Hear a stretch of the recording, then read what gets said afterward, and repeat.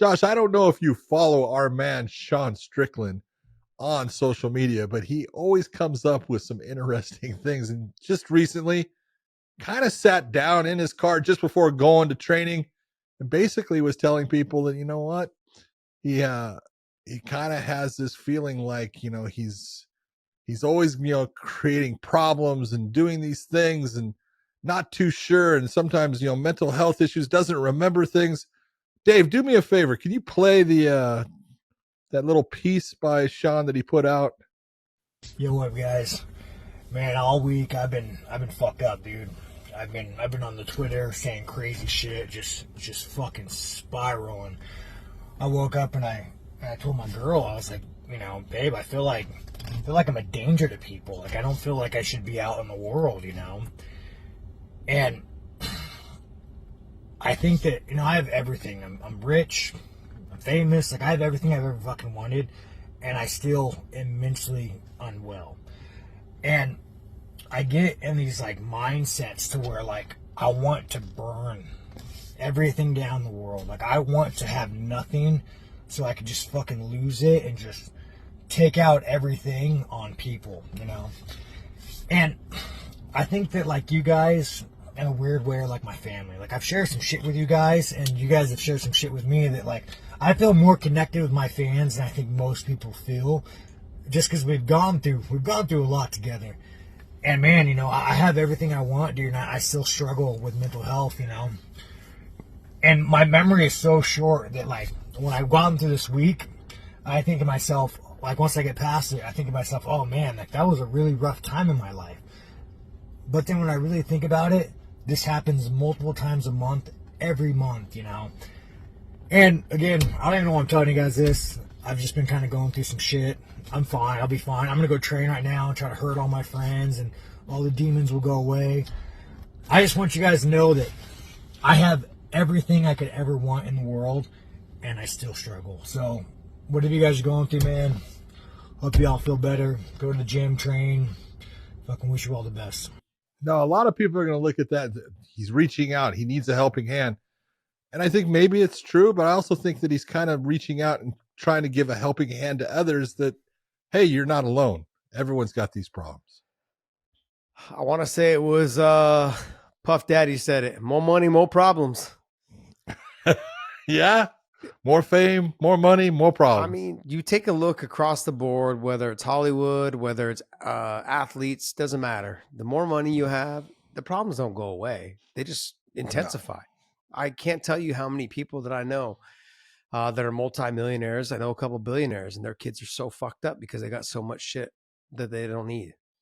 And we talked about this on the midweek show, is that we have gotten so attached to chasing money, or gotten so attached to our cell phones and our iPads and everything else, that we've disconnected from the outside world.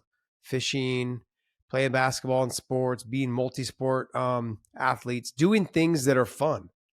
We forgot what that was like. I mean, for you live on a farm, so you're playing shit all day. So that's fun. Oh, yeah. I was playing with barbed wire all day long. I got cuts everywhere. But he said exactly, look, he's rich. He's famous. He's got 2.1 million followers just on Instagram. I mean, he says some wild and crazy stuff. He just says what's on his mind. And look, that's okay. I think the reality of it, though, is not the reality, but what happens is it goes on is he gets into the gym, and all of his cares, they go out the door once he walks into that gym. That gym is your home, John. It's freedom. There's nothing more free about walking in there and seeing every familiar face that you know, and understanding that they're all going to be there tomorrow. They're all going to be the next day. And they all have bled in that room. They've all sweat in that room. You guys have all beat the shit out of each other. There's a mutual respect there for each other. And I would be willing to bet that at 3 a.m, if he was to call, at least a handful of them would get their asses up and come help him. Yep. Look, just because you have money and just because you're famous doesn't mean all your problems go away. They're still there.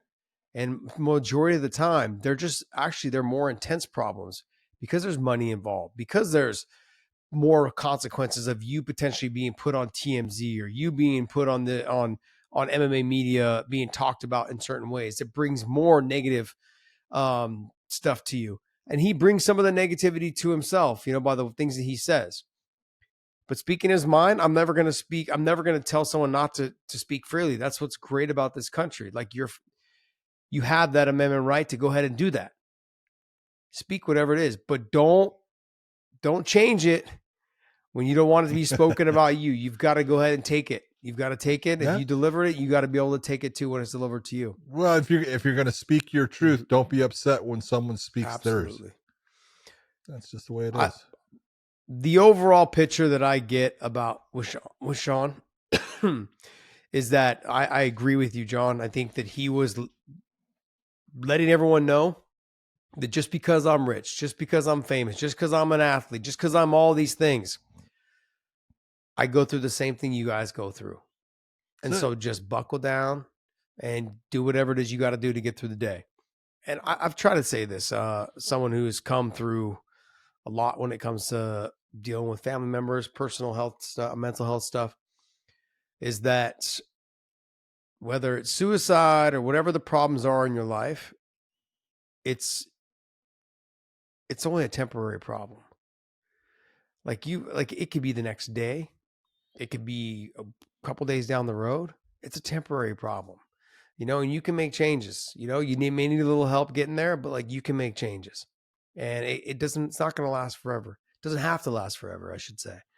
So you've got to be able to rely on one or two people that you can call at any moment and say, hey, how can I get out of this? Or, what are any suggestions you can give me? Whatever it is. But the availability is there. And so I think Sean is one of those guys. I think he understands what he needs to potentially do. And for him, it's going to the gym. That's his therapy. His therapy is punching people in the face. His therapy is being around the group of people in Extreme Pro Tours and being around his teammates, his coaches. I understand, man. For 22 years, I was in the gym like a fucking rat, just a gym rat. Just loved it. Never wanted to leave. I'd be there until 9, 10 o'clock at night, And then even when I was done at 9 or 10 o'clock at night, I'd be like, hey, Hob, you want to go have dinner? Still hanging out. Yeah, hey, you want to go have dinner? Let's go. And Hobbs like, it's 10 o'clock at night. I got to go to bed. And I was like, nah, just right here. There's a restaurant right here. We'll just go right here. So I get it. I understand. I do understand. Yeah, it's a matter of, it's one of those, don't make a, as you say, a temporary, problem. Don't have a permanent solution for it when it's going to change. Yeah. And it's going to change for everyone. And I look at Sean and I think Sean does have some, he got some demons, but everyone does. Mm-hmm.